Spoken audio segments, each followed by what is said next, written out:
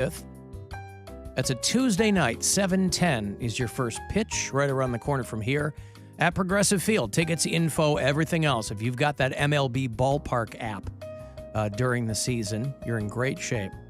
So we'll send you 4 tickets for that game via your app. Guardians Royals on the 25th. Good luck. Caller 10, you and 3 pals at the ballpark. 216-578-1007 or 800-348-1007. What are you guys doing here? They have to be here. What are you doing here? What's your excuse? Back to the Alan Cox Show On 100.7 WMMS.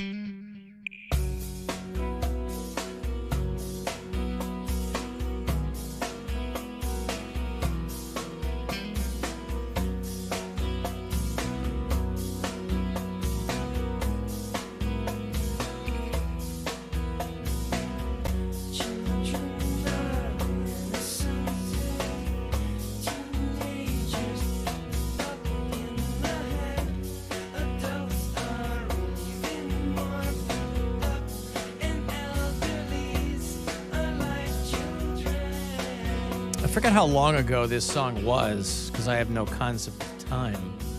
Porno for Pyros. Remember this band?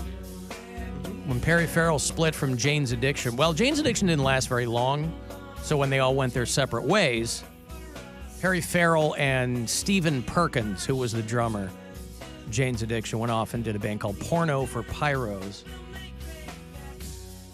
And they're going back out on tour after about 25 years, if you remember them. Perry Farrell, though, is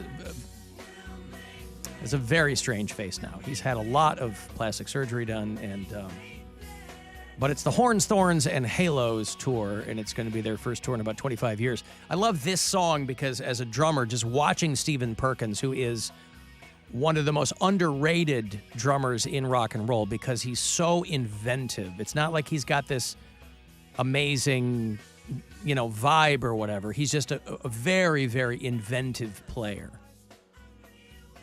This song, he had like a piccolo snare off to the side that he's playing, supplementing the beat that's underneath it. Just a very, very cool drum nerd kind of flourish. But Porno for Pyros, if obviously they're going to do Lollapalooza because that's Perry Farrell's baby. But they're going out doing a bunch of dates. They're not coming here. You'll have to go to Chicago or Detroit to see them in October. But maybe, a lot of these initial runs for these tours, they just kind of want to dip their toe in the water and see how well it sells. And then they go, hey, we're adding more dates. So you can always take the chance that they'll add Cleveland. But the initial lineup, they don't have any Ohio dates. So you'd have to go to Chicago or Detroit or, Boston, something like that. But if you dig them, they're going back out. That's what happens when, you're an artist and you've been home for a while and you're bored and everybody's kind of buried their hatchets, I guess. That's what I have to imagine happened. But the bass player, Martin Lenoble, by the way, he's a Dutch dude, and he's been married to Christina Applegate for a long, long time. Oh, neat. So how's she doing? She's got multiple sclerosis. I know, and she basically stepped away, retired from acting, and hope she's doing all right. Yeah, if you watch that Dead to Me on Netflix, which I think is the last thing she did, and even before that premiered, because it was, I think, the third and final season, and she pretty much said, I'm going to look different in this show, because she had put some weight on, and, But yeah, she's to the point where she kind of can't walk without a cane, and it's very, very sad, because Christina Applegate, by all accounts, I've never met the woman, but That's such a bummer, because walking with a cane is so great until you have to. I've never walked with a cane. You mean a walking stick? Yeah, like having a cane, just like as an affectation. Yeah, like doing the old pimp walk. Like when Kramer was dressed up in the coat of many colors. Yeah, my buddies bought me a snake cane for my birthday in February, and it's in my car, and it's cool. But I don't ever want to have to actually need it. Is it topped with like a lucite knob with a scorpion in it or anything like that? It's a snake head. A snake head? Yeah, but it is like a lucite head. Oh, that's pretty rad. Yeah. Oh, that's great. I can go grab it. Where did they find that cane? A truck stop. Oh, man. They put a lot of thought into my presents. Yeah. They got me a trucker hat that says, we drive the nation, Mhm. and then they gave me that cane. Yeah, love it. I mean, and I love it. Christina Applegate, who is about my age, I mean, she is a lovely woman. But yeah, she like survived breast cancer or something, and then right around the corner, she gets MS. My sister has MS, and it's one of those things where you don't know what form it's going to take. You know, you just kind of, sometimes it's kind of a grenade you're waiting to go off. And Christina Applegate was like, I'm going to look different because I put some weight on, and I don't really have like my full mobility. And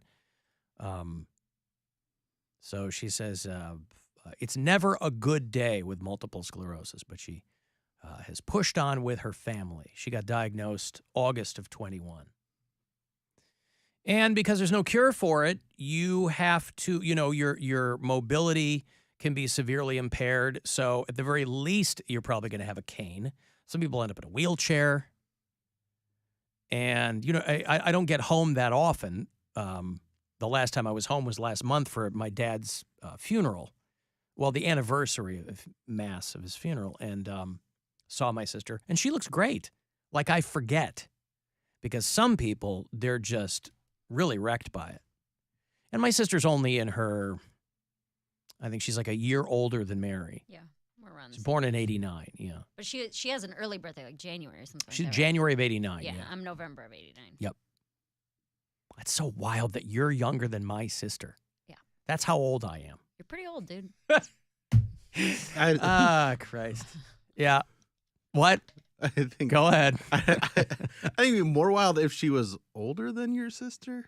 You're older than his sister. I know I am, but I'm closer to Alan in age. That's No, what math because it was. was- He's never understood math. No, but- because no. What I'm saying is, for a long time, my sister. Listen, I had two younger brothers. My middle brother's very close in age to me. We're 15 months apart, and then my youngest brother is 5 years behind me, and then my sister way behind all of us. But you know, for a long time, she was like the youngest person I knew, that kind of thing. Mm. And now Mary, someone I work with, is Younger. someone than you look my, up to, honestly. you. You admire so much. Yeah, that's I why. thought you were it's- talking about my sister. No, I do no, look me. up to my sister. It's why it's throwing you off so much that you're like, how can this person that I respect and love and admire so much be 20 years younger than me? You read my mind. I know. She read my mind, Bill. Somebody suggested "Do I Love You" for the rom-com. That's perfect. There it is. It was staring us in the face. Alan, I heard Christina Applegate's going to do Kelly Bundy and the Married with Children animated series. That would be great. I mean, listen, it's probably a golden age, by the way, for actors who want to do voice roles now because you make a lot of money and it's very little work. You know, people forget when there's like a random article about like John Leguizamo or Dennis Leary. They go, how are these guys so rich? They have Ice Age money. Mm-hmm. They have cartoon money that people don't really think of.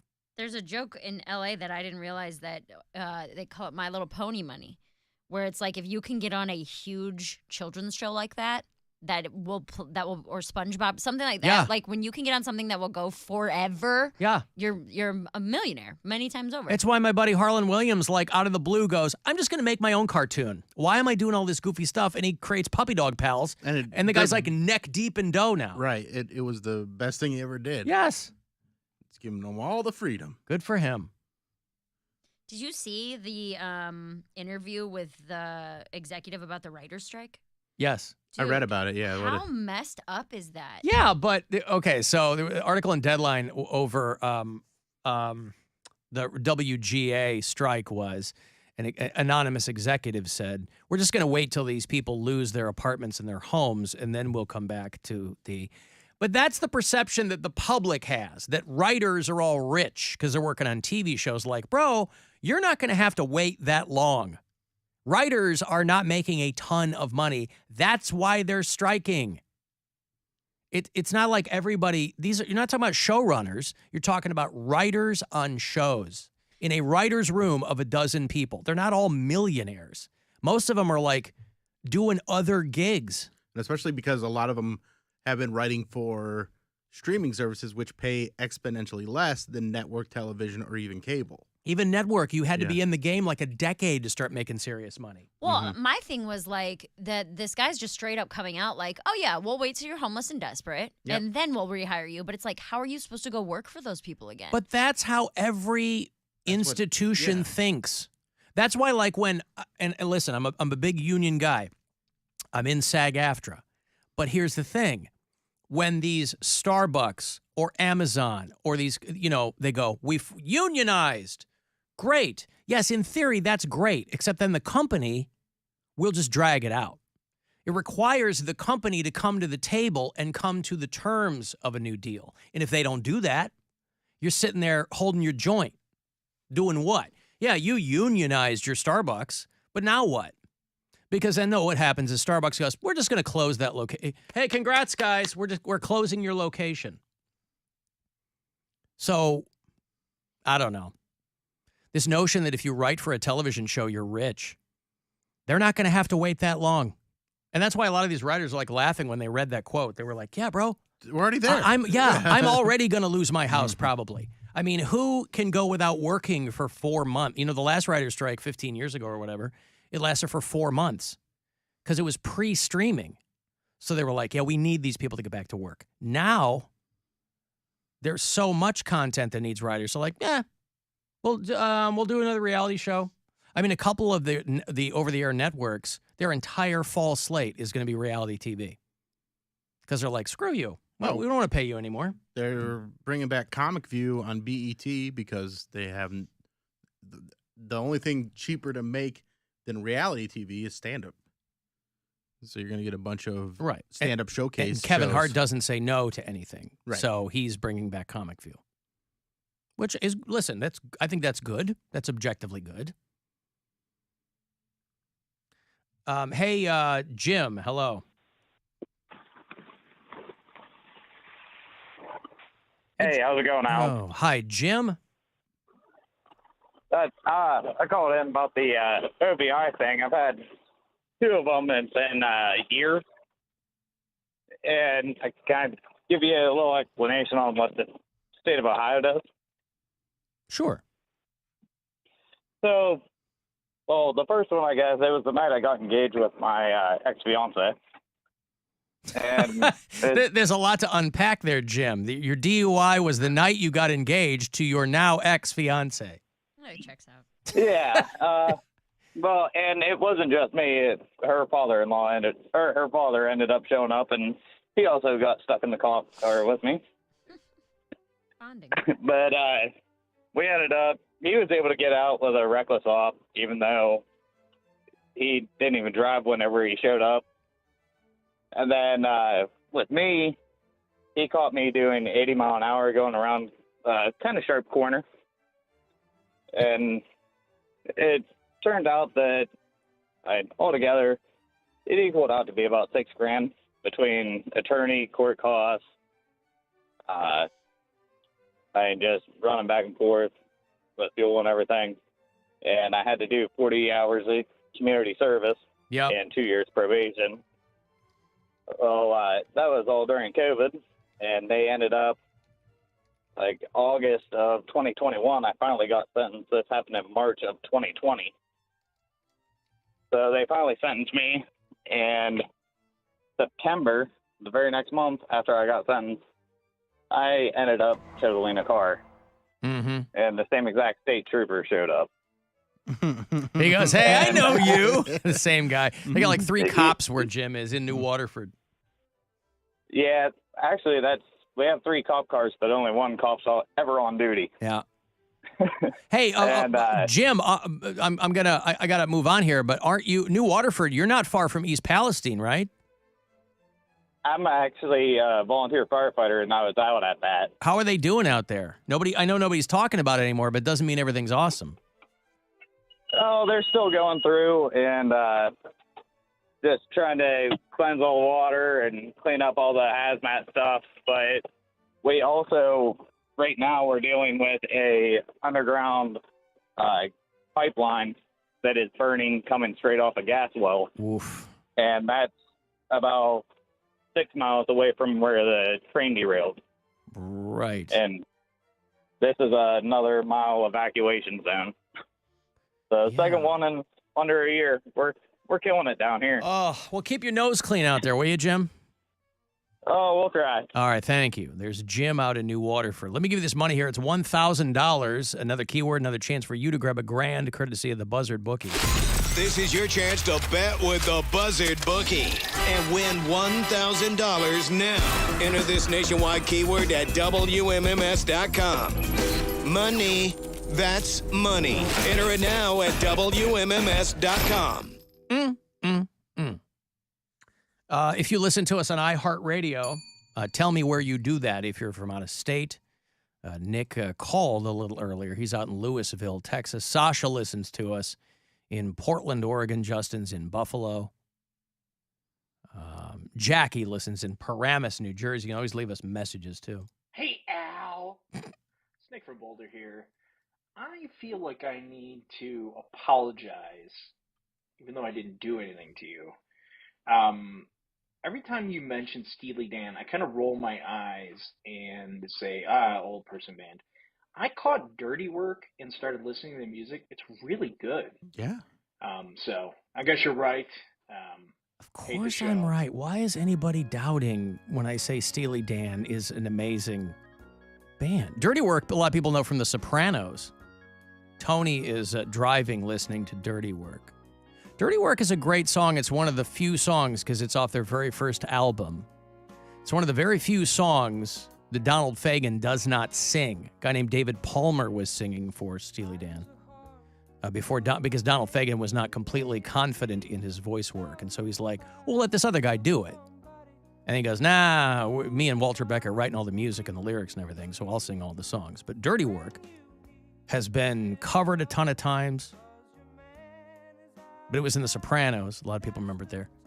Play The Simpsons, right? Wasn't Homer when he oh God, he's singing the wrong lyrics to Dirty Work. Yeah. Great song. Love it. It's in Suicide Squad. Yes, it is. Yeah. Anyway, but Eagles and Steely Dan are going out. The Eagles farewell tour, and they're taking Steely Dan out with them. And so I have those tickets for you all week around 4:20. For anybody who wants to go. But people do. Listen, he's not alone. You know, my Gwen calls him Steely Bland. Anytime I post something, about Steely Dan, she'll reply with a line of Z's or an emoji of someone sleeping or whatever. I get it. It's not for everyone. I don't mind a but song I'm a big that I fan. can fall asleep to be honest. Turn on some music, you're jamming, you're kind of bobbing your head, and then you're not off. What's wrong with that? I know. What's wrong with that? It's not There's for different everyone. Music for different moods. I don't need to always be up and dancing like a maniac like Gwen. Well, she likes what she likes. Dancing on the floor. I know. I mean, we all fall asleep to different kinds of music, too, I mean, I was falling asleep to last night. I was laying there, I had my headphones on. I was like, I was really excited to go to sleep and had another makes Mary want amazing to take the big day. sleep. I'm sorry, what? This makes Mary want to take the big sleep, the endless sleep. Lots and lots of pills. No, I don't want to do this right now because it will put me to sleep. And, of course, I don't want to fall. It's so soothing and calming. I don't want to fall asleep mid-show. That would be offensive to the audience. It would be a terrible thing for me to do. Anywho. That might be something that you might hear on a little show called 2 Hours to Midnight. When's that on? Oh, it's our Saturday night metal show. It's this Saturday night from 10 o'clock to midnight. And you know what? This weekend, it's the all-incarceration edition. Nice. Of 2 Hours to Midnight. So it's not 2 hours. Screwed up by the Guardians game? Nope. Just making sure. I sure hope not. It airs right after the Guardians game. So no matter when the game ends, because Saturday's game is 4:05. Okay. I think we'll be okay. Should be fine. Unless If there's a 6-hour game, right. But with my luck, that's exactly what will happen. Because nobody can hit. And so Saturday night, 10 to midnight. It's going to be all bands playing the Incarceration Festival this weekend out in Mansfield. So it's me, Corey Roddick, Pat Butler. What's that? Lots of Limp Biscuit. some Limp Bizkit. There's going to be Lamb of God, and there's going to be local music from a band called Dark Secret. Still going to throw some local music in there. But otherwise, it's going to be all incarceration bands. Me, Corey Roddick, Pat Butler, who Mary Santora just found out who he was. Yes. And that's very exciting for her. Right. And he was in the room with her. Mm-hmm. Brian's going to incarceration this weekend with a couple friends, and when I handed him his passes, he looked at me, and I swear to God, I thought he was going to cry. Who is he excited to see? Did he mention? Oh, my God. Friday is his favorite day. Let me look up the lineup real quick. He was saying how Friday is like start to finish. He wants to see someone at pretty much all times. That's the trouble with those Friday. kinds of festivals is you go, there's so many good bands, you're like, oh, I really have some decisions to make. So he wants to go see Limp Bizkit and Volbeat and Cold Yes. Chamber. Well, he didn't know Volbeat. Volbeat's great. I love I Volbeat. played him Volbeat. I was like, it's Clutch. And he was like, and I was like, it's pretty much Clutch. Same Well, guy. Volbeat's, they're a little heavier than Clutch, but they have a little bit kind of That's like what a... he There's said. a little He- more Yeah. poppy. I was like, yeah, but their voices sound the same. Wow, I would not ever think that Dutch guy in Volbeat's voice sounds like Neil Fallon's voice. I feel like they sound identical. Really? The lead singer of Clutch and the lead singer of Volbeat sound exactly the same to me. Huh. Volbeat to me has got a little bit more of like a rockabilly thing Yeah. hidden in there too. No, there's great bands every night. I don't remember. I don't pay attention, Alan. I don't He know wants to any of go these. see, I bet he wants to see Chelsea Grin. Who knows? I bet he wants to see Suicide Silence. I bet he wants to see whatever. None of these names stick out to me Okay. because I don't. This is just so far past. being Cold for Chamber? me. POD. Probably. Hatebreed. Probably. I've got to take a break. If you want to, and Steely Dan is your incarceration headliner on Sunday night. If you want to text for something, 35192, we'll be back. The Alan Cox Show on 100.7 WMMS.